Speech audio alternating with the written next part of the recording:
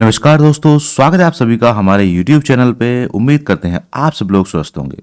दोस्तों, आज की जो वीडियो होने वाली है उसमें हम बात करने वाले हैं MS एक्सेल के बारे में।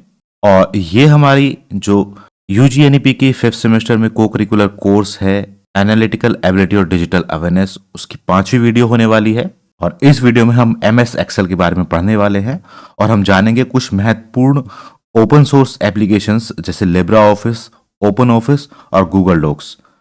अगर आप एक्सेल में नए हैं या फिर इसकी कुछ नई तकनीकों को सीखना चाहते हैं तो ये वीडियो आपके लिए है और ये आपके एग्जाम में भी मददगार साबित होगी।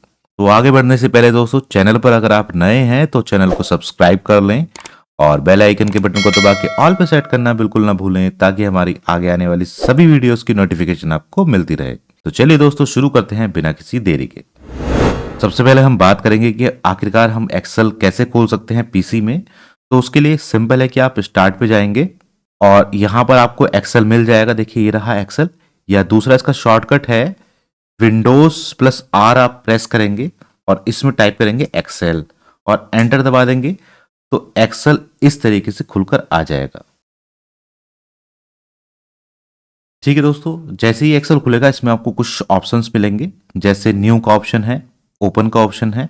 न्यू में आप ब्लैंक वर्कशीट ओपन कर सकते हैं या कुछ बने बनाए टेम्पलेट आपको यहाँ पर मिल सकते हैं। इसके बाद अगर ओपन आप क्लिक करेंगे तो ओपन में आपको जो आपकी पहले से बनाई हुई वर्कशीट हैं वो ओपन करने के लिए ऑप्शन मिल जाएगा। तो चलिए हम शुरुआत करते हैं एक ब्लैंक वर्कशीट से। तो सबसे पहले मैं दोस्तों बता देता हूं कि MS एक्सेल माइक्रोसॉफ्ट का एक बहुत पावरफुल स्प्रेडशीट प्रोग्राम है, स्प्रेडशीट सॉफ्टवेयर है, जिसका उपयोग data entry, calculation, reports generate करने, ग्राफ और चार्ट बनाने तथा और बहुत कुछ करने के लिए किया जाता है। एक्सेल के एक डॉक्यूमेंट को वर्कशीट कहा जाता है। यहाँ आपको एक बड़ा ग्रिड मिलता है जिसमें पंक्तियां यानी कि रोज होती हैं और स्तंभ यानी कि कॉलम होते हैं। हर सेल का एक यूनिक पता होता है, जैसे A1, B2 और इसी तरीके से। जैसे एग्जाम्पल के लिए मैं आपको बता दूं दोस्तों, ये आपकी वर्कशीट हो गई पूरी और ये देखिए एक सेल हो गया। इसको मैं अगर बड़ा करके आपको दिखाऊं, ये देखिए, ये तो कॉलम कहलाती हैं, ऊपर से नीचे को या नीचे से ऊपर को, और ये दाएं से बाएं या बाएं से दाएं को रो कहलाती है, यानी कि कॉलम और रोज। और कॉलम और रोज के इंटरसेक्शन जो होता है, जो मिलकर बनाता है, वो एक सेल बनाता है। ये हो गई सेल और हर एक सेल का एक पता होता है। A1, जैसे A1 यहाँ पर लिखा हुआ है, देखिए दोस्तों। B2 पे मैं जाऊंगा सेल पर तो इसका पता हो गया B1। B2 पर जाऊंगा तो B2। इस तरीके से हर एक सेल का एक रेफरेंस, एक पता होता है, एक एड्रेस होता है। तो एक्सेल में नई वर्कशीट कैसे बनाएंगे वो मैं आपको बता चुका हूं। आप सीधा Ctrl+N दबा सकते हैं न्यू वर्कशीट खोलने के लिए, या आप फाइल पर जाकर और यहां से न्यू पर क्लिक करके नई वर्कशीट बना सकते हैं। दोस्तों, MS वर्ड की तरह इसमें भी ये ऊपर जो होता है वो रिबन कहलाता है और इसमें ये जो अलग अलग टैब हैं, इनमें बहुत सारे ऑप्शन छिपे होते हैं जो आपको काम में आते हैं। जैसे फाइल वाले ऑप्शन पे आपको new, open, save, save as, print, share, export, इस तरह के ऑप्शन मिल जाते हैं। होम की अगर मैं बात करूं तो आपको क्लिपबोर्ड मिल जाता है कट कॉपी पेस्ट करने के लिए। फॉन्ट का ऑप्शन मिल जाता है फॉन्ट वगैरह चेंज करने के लिए। आप फॉन्ट का साइज बदल सकते हैं, फॉन्ट का टाइप बदल सकते हैं, फॉन्ट के कलर बदल सकते हैं, यहाँ से फॉन्ट का बैकग्राउंड का कलर बदल सकते हैं, बोल्ड कर सकते हैं, इटैलिक कर सकते हैं, अंडरलाइन कर सकते हैं। इसके बाद अलाइनमेंट होता है। फॉन्ट का अलाइनमेंट किस तरीके से आपको करना है, लेफ्ट अलाइन रखना है, सेंट्रलाइज्ड रखना है या राइट अलाइन रखना है। इसमें टॉप अलाइन भी होता है, मिडिल अलाइन और बॉटम अलाइन भी होता है। इसके साथ आपको बहुत सारी चीज़ें जैसे कंडीशनल फॉर्मेटिंग हो गया, या कुछ चीज़ इंसर्ट करनी है, कुछ सम लगाना है, फॉर्मूला लगाना है, तो बहुत सारी चीज़ें आपको होम वाले ऑप्शन में ही मिल जाती हैं। एक्सेल में आप हेडिंग या टेक्स्ट एंटर कर सकते हैं। उदाहरण के लिए यदि आपको नेम, एज और सैलरी जैसी हेडिंग बनानी है तो इन्हें आप अलग अलग सेल्स में टाइप कर सकते हैं। सेल्स मैंने आपको बता दी दोस्तों, इस तरीके से एक होता है रो और कॉलम का इंटरसेक्शन को सेल कहते हैं। और अब हमें अगर अलग अलग हेडिंग बनानी है तो मैं अलग अलग रो में इनको टाइप कर दूंगा। जैसे मैंने नेम टाइप कर दिया, एज टाइप कर दिया या सैलरी टाइप कर दी। इस तरीके से अलग अलग ये हेडिंग्स बन चुकी हैं। एक्सेल में आप डेट और टाइम भी एंटर कर सकते हैं। उदाहरण के लिए आप डेट के लिए 1/1/2025 करेंगे, जैसे 1/1/2000 मैंने यहाँ पर डाल दिया, तो ये डेट एंटर हो गई ऑटोमेटिक फॉर्मेट में। इसके फॉर्मेट को आप चेंज भी कर सकते हैं, बहुत तरीके के फॉर्मेट देखिए दोस्तों आपको यहाँ पर ही मिल जाएंगे। Short date, long date, long date में पूरी पूरी डेट आ गई, उसके साथ डे भी आ गया है आपका। शॉर्ट डेट में केवल छोटी डेट रह जाएगी। और टाइमिंग डालनी है तो आप यहाँ पर टाइमिंग डाल सकते हैं इस तरीके से। और एक्सेल इन्हें विशेष रूप से पहचानता है और आप इन पर कैलकुलेशन भी कर सकते हैं। नेक्स्ट पॉइंट है कि आप अल्फा न्यूमेरिक वैल्यूज यानी संख्याएं और अक्षर दोनों का मिश्रण भी एक्सेल में डाल सकते हैं। जैसे हमें इसी में डालना है, इसमें आइटम हमको बढ़ाना है, आइटम 001, या हमको डाल सकते हैं प्रोडक्ट ए, या सैलरी, या सेल्स 2024। इस तरीके से हम किसी भी तरीके से डेटा इसमें एंटर कर सकते हैं। नेक्स्ट ऑप्शन है सेविंग और क्विटिंग वर्कशीट। वर्कशीट को सेव करने के लिए फाइल पर सेव पर क्लिक करें और डॉक्यूमेंट का नाम दें। इसे बाद में आप फाइल में जाकर क्लोज पर क्लिक करके भी बंद कर सकते हैं। जैसे मुझे ये फाइल सेव करनी है तो मैं यहाँ जाऊंगा और सेव पर क्लिक करूंगा और मुझे उसकी लोकेशन देनी होगी ब्राउज पर जाकर, जहां पर भी मुझे सेव करना है, डेस्कटॉप पर करना है, डाउनलोड्स वाले फोल्डर में करना है, डॉक्यूमेंट्स वाले फोल्डर में करना है, जहां पर भी करना है वर्कशीट का नाम देके मैं उसको यहाँ पर सेव कर दूंगा। और अगर आपको इस फाइल को बंद करना है तो सिंपली यहाँ से क्लोज करके यहाँ से बंद कर सकते हैं, या फाइल पर जाएं और नीचे क्लोज का ऑप्शन है, यहाँ से भी आप इसको बंद कर सकते हैं। नेक्स्ट पॉइंट है opening and moving around in an existing worksheet. अगर आपको पहले से सेव किया गया डॉक्यूमेंट खोलना है तो आप फाइल ओपन पर क्लिक करके उसके बाद एरो कीज का उपयोग करके माउस से शीट में इधर उधर मूव कर सकते हैं। तो मुझे कोई पहले से बनी हुई फाइल ओपन करनी है तो फाइल पे जाऊंगा और मैं ओपन का बटन क्लिक करूंगा। यहाँ पर आपको देखिए जो मैंने अभी सेव की उसको मैंने क्लिक किया तो खुल गई। अब मैं अगर मैं इस शीट में आगे पीछे की कॉलम रोज देखना चाहूँ तो मैं माउस का प्रयोग करके भी इसको देख सकता हूँ इस तरीके से, या दोस्तों मैं एरो का प्रयोग करके भी आगे पीछे यहाँ जा सकता हूँ, ऊपर नीचे आगे पीछे कहीं भी जा सकता हूँ। नेक्स्ट ऑप्शन है tool bars and menus. Excel में रिबन होता है जो कि मैं आपको बता चुका हूँ, ये रहा रिबन पूरा, जो सभी टूल्स और ऑप्शन को कंटेन करता है। आप home, insert, page layout, formula और रिव्यू जैसे टैब्स से फाइल की सेटिंग को बदल सकते हैं। जैसे पेज लेआउट में आप पेज का सेटअप चेंज कर सकते हैं। सेम ऑप्शन दोस्तों वही है जैसे वर्ड में होते हैं। वर्ड में मैंने अच्छे तरीके से बताया हो पूरा खोल करके, उसमें आप देख सकते हैं चीज़ों को और रिबन में क्या क्या ऑप्शन होते हैं। ऐसे ही कुछ ऑप्शन एक्सेल में भी सेम ही होते हैं और कुछ ऑप्शन अलग होते हैं, जैसे ये फार्मूला का यहाँ से हम फार्मूला लगा सकते हैं एक्सेल में। इसके साथ दोस्तों बात करेंगे हम एक्सेल के शॉर्टकट और फंक्शन कीज की। एक्सेल में कुछ शॉर्टकट का उपयोग करके आप अपना काम जल्दी कर सकते हैं। जैसे अगर आप कंट्रोल एन दबाएंगे तो नई वर्कबुक बन जाएगी, कंट्रोल एस दबाएंगे तो डॉक्यूमेंट सेव हो जाएगा, कंट्रोल सी दबाएंगे तो टेक्स्ट कॉपी हो जाएगा, कंट्रोल वी दबाएंगे तो टेक्स्ट पेस्ट हो जाएगा। इसके अलावा F1 से हेल्प और F2 से सेल एडिट किया जा सकता है। जैसे सेल में मैं यहाँ पहुंचा, मुझे इसको एडिट करना है तो मैं F2 दबाऊंगा और सीधा इस एडिट वाले ऑप्शन में एंटर कर जाऊंगा। देखिए कर्सर ब्लिंक होने लगा, इसका मतलब ये एडिट ऑप्शन में आ गया है। नेक्स्ट पॉइंट है working with single and multiple workbooks. आप एक समय पर एक से ज्यादा वर्कबुक के साथ काम कर सकते हैं। कंट्रोल टैब दबाकर आप विभिन्न वर्कबुक के बीच स्विच कर सकते हैं। तो कंट्रोल टैब दबाएंगे तो आप जो अलग अलग टैब्स खुले हुए हैं उनमें आप स्विच कर सकते हैं। नेक्स्ट पॉइंट है working with formula and cell referencing.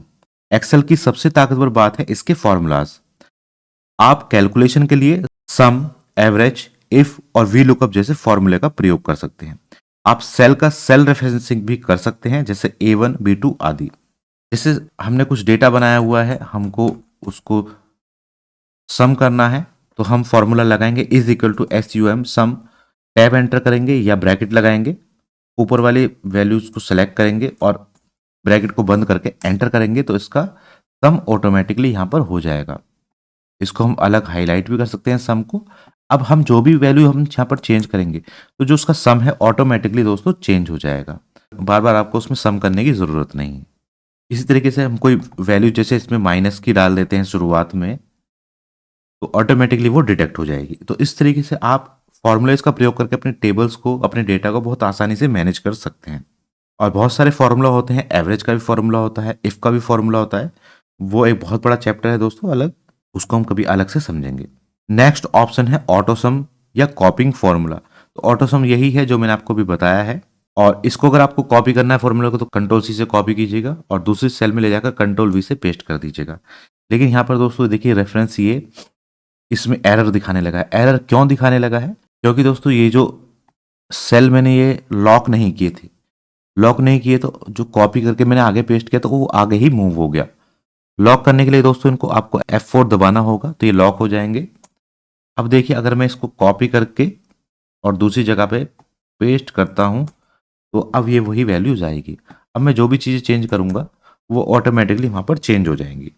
Excel में दो प्रकार के एड्रेसिंग होते हैं। सबसे पहला है रिलेटिव एड्रेसिंग, जैसे A1 जो फॉर्मूला कॉपी करते समय बदल जाता है, और दूसरा है एब्सोल्यूट एड्रेसिंग, जैसे हमने डाला जो लॉक किया था और फॉर्मूला कॉपी करते समय नहीं बदलेगा, जो चीज़ मैंने अभी आपको बताई है। इसको हम एब्सोल्यूट और रिलेटिव एड्रेसिंग कहते हैं। नेक्स्ट पॉइंट है वर्कशीट विद रेंजेस। अगर आप एक रेंज के साथ काम करना चाहते हैं तो आप एक से ज़्यादा सेल्स को सेलेक्ट कर सकते हैं। जैसे A1 से लेके A10 तक मैं सेलेक्ट करूंगा, ये A कॉलम है, A1 से लेके A10 तक मैं सेलेक्ट करता हूं, या B वाली सेलेक्ट करता हूं B1 से लेके B5 तक, तो इसको हम यहाँ पर नाम भी दे सकते हैं। नेक्स्ट पॉइंट है फॉर्मेटिंग ऑफ वर्कशीट। एक्सेल में आप अपनी वर्कशीट को फॉर्मेट भी कर सकते हैं। आप font, cell colour, border, alignment set कर सकते हैं ताकि आपकी वर्कशीट प्रोफेशनल और पढ़ने में आसान लगे। जो शुरुआत में मैंने दोस्तों आपको बताई थी, यहाँ से आप फॉन्ट भी चेंज कर सकते हैं। देखिए फॉन्ट को लगा सकते हैं यहाँ से, और इसका साइज भी आप घटा बढ़ा सकते हैं। इसके साथ को बोल्ड भी कर सकते हैं, इटैलिक भी कर सकते हैं, अंडरलाइन भी कर सकते हैं। नेक्स्ट है प्रीव्यूइंग एंड प्रिंटिंग वर्कशीट। अगर आपको वर्कशीट प्रिंट करनी हो तो आप फाइल पे जाके प्रिंट पर क्लिक करेंगे। यहाँ से आप पेज का साइज, ओरिएंटेशन और प्रिंटर सेट कर सकते हैं। तो प्रिंट की जो शॉर्टकट कमांड है वो कंट्रोल P है दोस्तों। कंट्रोल P से आप सीधा इस वाले ऑप्शन पे चले जाएंगे प्रिंट के पे, या आप फाइल पे जाएं और यहाँ से सीधा प्रिंट का ऑप्शन चूज करें। यहाँ देखिए दोस्तों आपको बहुत सारे ऑप्शन मिलेंगे। प्रिंटर को चूज करने के लिए ऑप्शन मिलेगा, साथ ही आपको जो शीट है कहाँ से कहाँ तक प्रिंट करनी है वो ऑप्शन मिलेगा। पेज की ओरिएंटेशन सेट करने के लिए लैंडस्केप में है या पोर्ट्रेट में है वो आपको मिलेगा। मार्जिन सेलेक्ट करने के लिए मिलेगा आपको। तो बहुत सारी चीज़ें आपको प्रिंट वाले ऑप्शन में भी मिल जाएंगी। नेक्स्ट है ग्राफ्स एंड चार्ट्स। एक्सेल में आप अपनी वर्कशीट से ग्राफ्स और चार्ट भी बना सकते हैं, जैसे bar chart, pie chart, line chart आदि। ये डेटा को विजुअली समझने में मदद करते हैं। तो चार्ट्स बनाने के लिए दोस्तों आप इंसर्ट वाले टैब पे जाएंगे और जो डेटा आपको सेलेक्ट करना है उसको सेलेक्ट कीजिएगा। उसके बाद आप चार्ट्स पे क्लिक कर सकते हैं। रिकमेंडेड चार्ट भी आपको देखिए दोस्तों यहाँ मिल जाएंगे। बहुत सारे ऑप्शन है चार्ट्स के आपको मिल जाएंगे। इस तरीके से आप चार्ट पे क्लिक करेंगे तो चार्ट बन के आपका आ जाएगा। तो इंसर्ट वाले ऑप्शन पे चार्ट आपको देखने के लिए मिल जाएगा। नेक्स्ट है डेटाबेस। एक्सेल को आप एक डेटाबेस के रूप में उपयोग कर सकते हैं। आप फिल्टर, सॉर्ट, डेटा वैलिडेशन जैसे टूल्स का उपयोग करके डेटा को आसानी से मैनेज कर सकते हैं।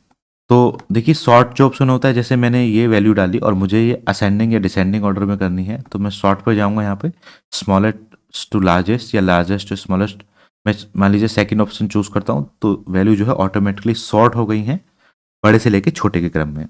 यही में अगर आपको यहाँ पे देखिए कॉलम्स हैं, ये ऊपर हेडिंग्स हैं, इनको मुझे फिल्टर लगाना है तो फिल्टर के लिए मैं यहाँ से डेटा में जाकर फिल्टर का उपयोग कर सकता हूँ, या कंट्रोल शिफ्ट L दबाएंगे तो फिल्टर ऑटोमेटिकली यहाँ पर लग गया है।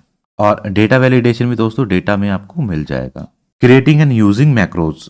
एक्सेल में आप मैक्रोज भी बना सकते हैं। मैक्रोज का उपयोग करके आप एक से ज़्यादा स्टेप्स को रिकॉर्ड कर सकते हैं और बाद में एक बटन दबाकर उन्हें चला सकते हैं। नेक्स्ट है मल्टीपल वर्कशीट कॉन्सेप्ट। एक्सेल में एक से ज़्यादा वर्कशीट हो सकती हैं। आप एक ही वर्कबुक में अलग अलग शीट्स बना सकते हैं, जैसे शीट 1, शीट 2, इस तरीके से आप इन शीट्स के बीच आसानी से स्विच कर सकते हैं। सीट्स दोस्तों कहाँ से बनती है, देखिए नीचे जाइएगा, यहाँ पर शीट 1 लिखा हुआ है। मैं प्लस पर आइकन पर क्लिक करूंगा तो नई शीट बन जाएगी, शीट 2, शीट 3, शीट 4। इस तरीके से आप कितनी भी शीट्स बना सकते हैं और इनमें आसानी से स्विच भी कर सकते हैं माउस की मदद से। नेक्स्ट है दोस्तों ओपन सोर्स एप्लीकेशंस का इंट्रोडक्शन। अब हम बात करते हैं कुछ ओपन सोर्स एप्लीकेशंस की। लिब्रा ऑफिस और ओपन ऑफिस दोनों ही एक्सेल के मुफ्त विकल्प हैं जो स्प्रेडशीट, डॉक्यूमेंट और प्रेजेंटेशन बनाने के लिए प्रयोग किए जाते हैं। गूगल डॉक्स भी एक ऑनलाइन टूल है जिसमें आप डॉक्यूमेंट्स, स्प्रेडशीट और स्लाइड्स बना सकते हैं और वे भी क्लाउड पर सेव रहते हैं ताकि आप कहीं भी उन्हें एक्सेस कर सकें। तो दोस्तों ये थे एमएस एक्सेल के कुछ महत्वपूर्ण टॉपिक्स और ओपन सोर्स एप्लीकेशन के बारे में जानकारी। उम्मीद है कि आपको ये वीडियो पसंद आया होगा। वीडियो अगर आपको पसंद आई हो तो लाइक एंड शेयर कर दीजिएगा और चैनल पर अगर आप नए हैं तो चैनल को सब्सक्राइब कर लें और बेल आइकन के बटन को दबा के ऑल पे सेट करना बिल्कुल ना भूलें ताकि हमारी आगे आने वाली सभी वीडियोस की नोटिफिकेशन आपको मिलती रहे। मिलते हैं दोस्तों अगली वीडियो में, तब तक के लिए बाय बाय।